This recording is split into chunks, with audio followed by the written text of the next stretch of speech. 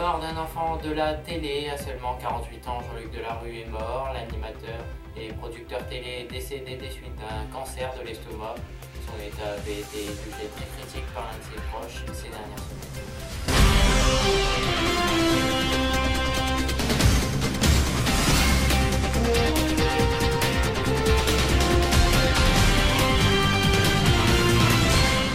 Mesdames, Mesdemoiselles, Messieurs, bonjour et bienvenue dans ce journal. Jean-Luc Delarue est donc décédé à l'hôpital du Val-de-Grâce dans la nuit de ce vendredi à l'âge de 48 ans. Le célèbre animateur et producteur d'émissions de télévision avait annoncé qu'il souffrait d'un cancer de l'estomac. C'était en décembre 2011. L'entourage professionnel a confirmé l'information. Animateur talentueux à la télévision et à la radio, pendant 25 ans, son éternelle oreillette vissée à l'oreille. Il avait aussi défrayé la chronique après son arrestation pour trafic de drogue. Il avait alors confié ses addictions, notamment à la cocaïne, et fait un tour de France pour dissuader les jeunes de la drogue. On voit le reportage avec Élise Maillard. Et j'ai compris très vite que j'avais un cancer. 2 décembre 2011, Jean-Luc Delarue annonce sa maladie. Le présentateur se retire alors de la télévision pour se soigner. Dernière déclaration publique d'un homme de médias au talent très précoce. Un bac éco, des études dans la publicité, un premier travail dans ce domaine et rapidement, il change de voie pour devenir journaliste. Il a tout juste 28 ans quand il anime la matinale d'Europe 1. Bonne journée, bon sondage, bonjour. Il y a toujours une ambiance particulière parce qu'on sort de chez soi avant les autres, on réveille les gens. Moi je trouve qu'il y a une ambiance géniale le matin, que j'adore. Delarue, c'est un style, un phrasé dont s'empare rapidement le petit écran. À partir de 1991, il anime quotidiennement La Grande Famille.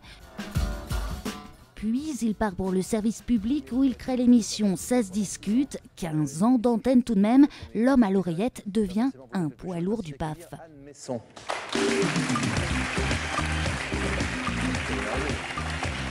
Désormais, le voilà également producteur. Il devient alors l'une des personnalités les plus influentes et controversées du PAF en créant des émissions populaires, parfois racoleuses, comme C'est mon choix.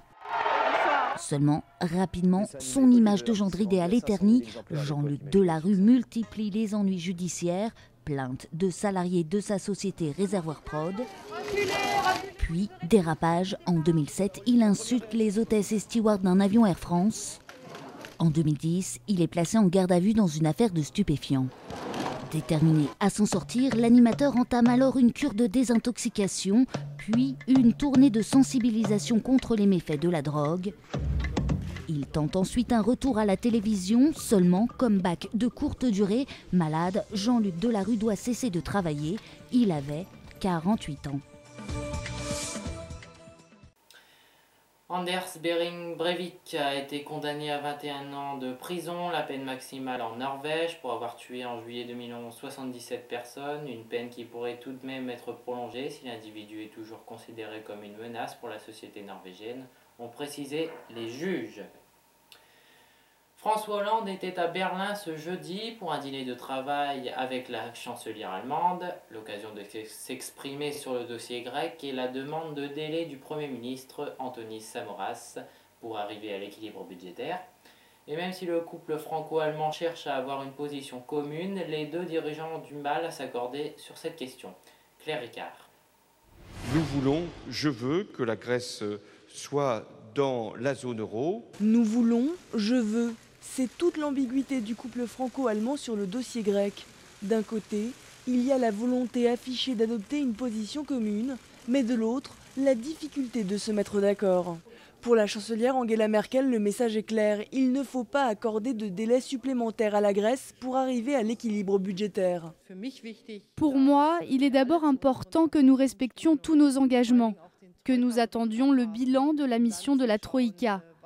En clair, l'Allemagne n'est pas prête à accorder les 2 années supplémentaires demandées par le Premier ministre Antonis Samaras pour redresser les finances publiques. François Hollande, lui, affiche une position plus nuancée. Nous avons une feuille de route qui a été présentée au Conseil européen, qui doit maintenant être approfondie.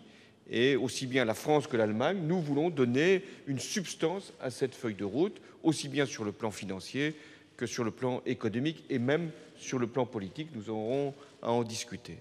Aujourd'hui, le Premier ministre grec doit se rendre en Allemagne pour tenter d'adoucir le point de vue d'Angela Merkel. Demain, il sera reçu par François Hollande. Le projet d'aménagement des voies sur Berge va bouleverser la circulation au cœur de la capitale française. Les travaux, qui doivent durer au moins jusqu'en 2013, ont débuté sur la rive droite où la place réservée aux véhicules va être réduite tandis qu'une partie de la rive gauche sera piétonne. Les avis sont partagés. Benoît Petit et Johan Parisset. Plus de circulation pour l'heure, mais un vaste chantier. Ici, rive droite, les berges ont entamé leur métamorphose avec un objectif, réduire la place réservée aux véhicules. La chaussée, rétrécie, passera donc de 7 à 6 mètres de largeur, alors que les trottoirs, eux, seront 3 fois plus grands. Les piétons profiteront donc plus facilement de la Seine et plus loin, ils pourront même faire halte à la terrasse de ce café, tranquillement assis, à l'ombre des arbres. Un changement d'ambiance encore plus radical, rive gauche. Ces voitures n'auront bientôt plus accès aux berges, et ce, sur plus de 2 km. Ainsi, devant le musée d'Orsay, il n'y aura ni route ni parking, juste de l'herbe et cette passerelle menant à la Seine face à un écran géant diffusant des films. Un projet qui enthousiasme les touristes. Il n'y a pas assez d'arbres et d'herbes dans la ville, et si les gens peuvent s'allonger dans l'herbe, il y aura aussi des stands et on pourra boire un verre. Ça sera plus agréable, oui. Un peu de verdure, des bancs. En tout cas, plus de voitures, il y en a trop? Ah oui, ça c'est sûr. Il faut quand même penser aux Parisiens aussi. Ça me semble irréaliste de supprimer toutes les voitures. Au plus fort de la journée, près de 4000 véhicules par jour empruntent les voies sur berge. Avec les nouveaux aménagements, la mairie reconnaît que les temps de parcours s'allongeront, mais de moins de 10 minutes en moyenne. Une estimation très optimiste à en croire les taxis parisiens.